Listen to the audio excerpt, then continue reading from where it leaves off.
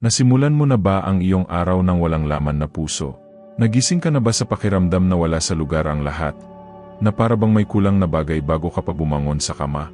Minsan nasa paligid natin ang lahat, pamilya, trabaho, kalusugan, ngunit nakakaramdam pa rin tayo na malalim na kahungkagan na tila walang pumupuno. At tiyak na sa sandaling iyon, sa katahimikan ng kaluluwa, bumulong ang Diyos. Bago ang anuman, hanapin ako. Hayaan mong punuin ko ang iyong puso. Dahil kahit anong pilit nating ayusin ang araw, walang tunay na dumadaloy ng maayos kapag nagsimula tayo ng walang presensya ng Diyos. Ilang beses ba natin inuuna ang lahat bago siya? Nagmamadali tayo sa ating mga cellphone, binubuksan ang ating mga kalendaryo, sumasagot ng mga mensahe, nag-aalala tungkol sa susunod na darating, at iniiwan nating naghihintay ang Panginoon. Ngunit siya, na may pagmamahal at pasensya, ay nariyan pa rin. Naghihintay para sa aming unang tingin, ang aming unang salita, ang aming taos pusong-puso na nagsasabing, Panginoon, una sa lahat, punan mo ako ng iyong presensya. At ang desisyong ito, magsimula sa Diyos, ang ganap na nagbabago sa takbo ng ating panahon. Dahil kapag siya ang nasa gitna, ang lahat ay nahuhulog sa lugar, ang mga pag-iisip ay huminahon, ang pagkabalisa ay nawawalan ng lakas, ang takot ay nauurong, at ang kapayapaan na higit sa lahat ng pangunawa ay lubusang lumusob sa atin. Nasubukan mo na bang simulan ang iyong araw ng ganito? Hindi nagmamadali, ngunit may pagsuko. Hindi sa pag-aalala, kundi sa panalangin. Isipin kung ano ang magiging pakiramdam ng pagising at, bago gumawa ng anumang hakbang, buksan ang iyong puso tulad ng matabang lupa, handang tumanggap ng banal na binhi. Hindi lamang nais ng Diyos na maging bahagi ng ating panahon, nais niyang maging simula nito. Gusto niyang siya ang unang makarinig ng ating tinig at ang unang magsalita sa ating puso. At kapag binibigyan natin siya ng espasyong ito, nangyayari ang mga supernatural na bagay. Nagsisimulang matunaw ang problemang iyon na tila imposible. Ang takot na iyon na tila paralisado ay nagsimulang mawalan ng kontrol. Dahil kung saan nakatira ang Diyos, mayroong kalayaan. Kaya ngayon, bago mo gawin ang iyong pang-araw-araw na gawain, huminto. Huminga, patahimikin ang mga ingay ng iyong isip at hayaan ang Diyos na magsalita sa iyo. Sabihin ng taimtim, Panginoon, punan mo ang aking puso higit sa lahat. Kailangan ko ang iyong presensya, higit sa anupaman. Ang simpleng panalangin ito ay tila maliit, ngunit ito ay nagbubukas ng pinto sa pagbuhos ng pagmamahal, patnubay, at lakas na tanging ang banal na espiritu ang makapagdadala. At iyon ay kapag ang lahat ay nagbabago, hindi dahil ang mga problema ay nawawala, ngunit dahil ang ating panloob na pagkatao ay nagiging mas malakas upang harapin ang mga ito. Kung ang mensaheng ito ay nakaantig sa iyong puso, inaanyayahan kitang manalangin kasama ko, upang hanapin ang presensyang ito na nagbabago at nagpapanibago. At kung gusto mong mas maraming tao ang makadama ng kapayapaan at pagmamahal na ito, i-like ang video na ito, ibahagi ito sa isang taong espesyal at mag-subscribe sa channel para maipagpatuloy natin ang paglalakbay na ito ng pananampalataya ng sama-sama. Hayaan natin ang Diyos na mauna sa lahat ng bagay, araw-araw. Kapag pinili nating simulan ang ating araw kasama ang Diyos, hindi lamang tayo nagsasabi ng magandang panalangin o umuulit ng mga salita dahil sa ugali. Ibinibigay talaga natin ang kontrol sa ating araw sa mga kamay ng isa na alam na ang bawat hakbang na ating gagawin, bawat pag-iisip natin, bawat hamon na ating haharapin. At iyon ang nagbabago sa lahat. Dahil ang presensya ng Diyos, kapag tunay na hinahangad, ay hindi lamang dumadalaw sa atin, ito ay pumupuno sa atin, nagbabago sa atin, at nagpapanatili sa atin. Ngunit minsan, kahit na gusto natin ang presensyang ito, pakiramdam natin ay malayo tayo. Tila ang Diyos ay tahimik, na ang ating mga salita ay hindi umabot sa kisam, na tayo ay nananalangin at walang nararamdaman. At iyon mismo kung kailan kailangan nating magtiyaga. Sapagkat ang paghahanap sa Diyos ay hindi palaging sinasamahan na matinding damdamin o mistikal na karanasan. Kadalasan, nangyayari ito sa simpleng pagbangon sa kama at pagsasabing, Panginoon, narito na naman ako. Kahit na walang pakiramdam, kahit walang pangunawa, hinahanap kita dahil alam kong naririto ka. At pinararangalan ng Diyos ang pananampalatayang ito.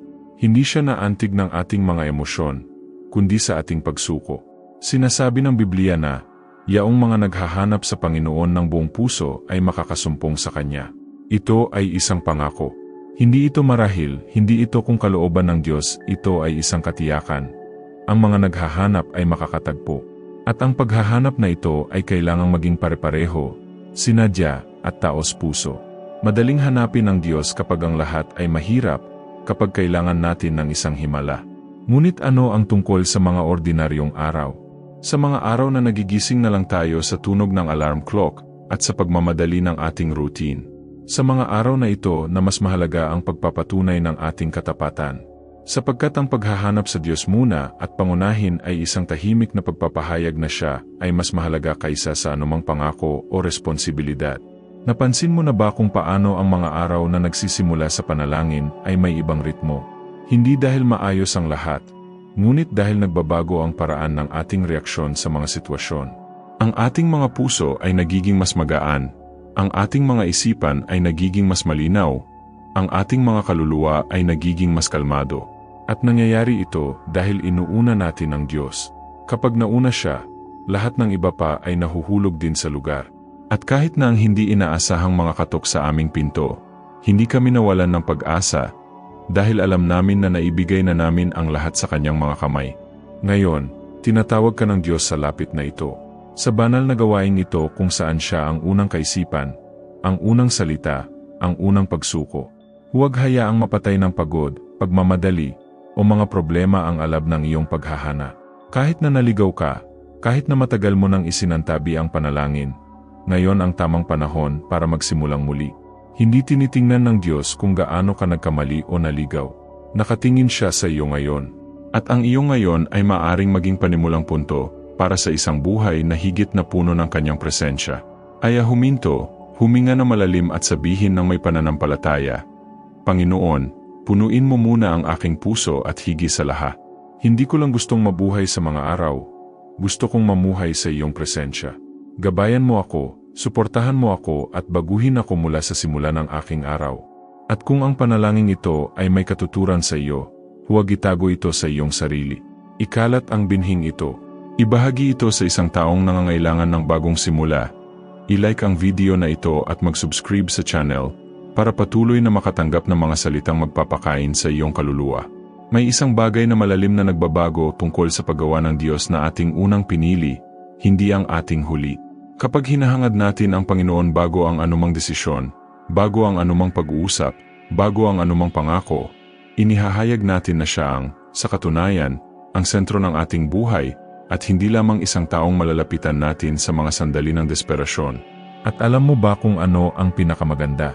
Masaya ang Diyos sa pagsuko na ito. Siya ay masaya kapag binuksan natin ang ating mga puso at sabihin, Panginoon, halina bago ang lahat. Kumuha ng iyong lugar sa aking araw, sa aking mga iniisip, sa aking mga aksyon. Maraming mga tao ang nabubuhay sa isang estado ng labis, sinusubukang dalhin ang lahat ng mag-isa. Nagpupumiglas sila sa pagkabalisa, kawalan ng kapanatagan, stress, at ang kanilang mga puso ay nagiging suffocated, masikip, walang laman. At tahimik, ang pusong ito ay sumisigaw ng isang bagay na hindi maibibigay ng solusyon ng tao. Dahil ito ay hindi lamang tungkol sa pisikal na pahinga o paglutas ng mga problema, ito ay tungkol sa isang espiritual na kahungkagan na mapupuno lamang ng tunay at buhay na presensya ng Diyos. Kaya naman ang pagdarasal ngayon ay hindi lamang isang gawain. Ito ay isang sigaw mula sa kaluluwa.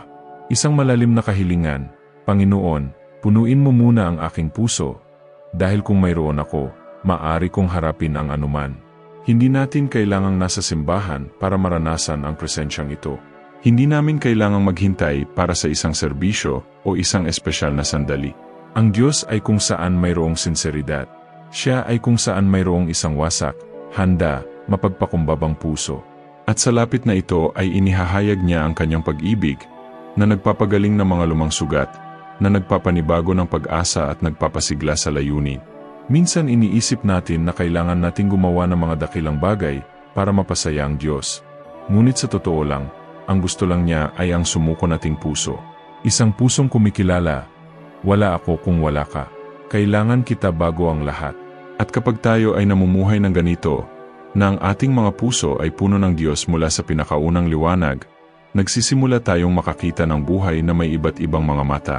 Ang maliliit na himala ay makikita, isang yakap mula sa isang bata, isang makulay na kalangitan sa simula ng araw, isang pagpapalaya na hindi natin napansin, isang nakakaaliw na salita, lahat ay nagsisimulang magkaroon ng bagong kahulugan.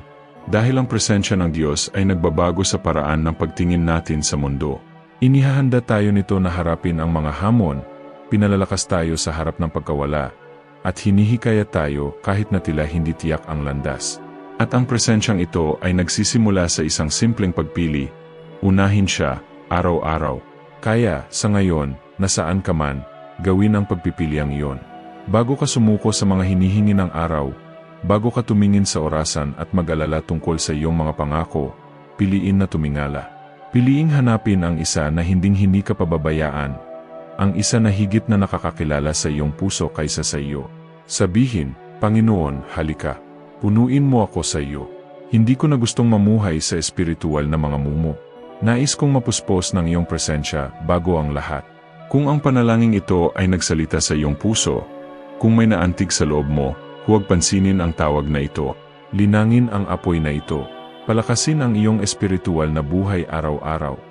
At kung gusto mong lumakad kasama ang mas maraming tao na gusto ring maghanap ng malalim sa Diyos, mag-subscribe sa channel, i-like ang video na ito, ibahagi ito sa mga kailangang maabot ng mensaheng ito at magkomento sa ibaba. Panginoon, punan mo ang aking puso bago ang lahat. Sa ganitong paraan, ipalaganap natin ang pananampalataya, pagmamahal at pag-asa, sama-sama, araw-araw, kasama ang Diyos sa sentro ng lahat.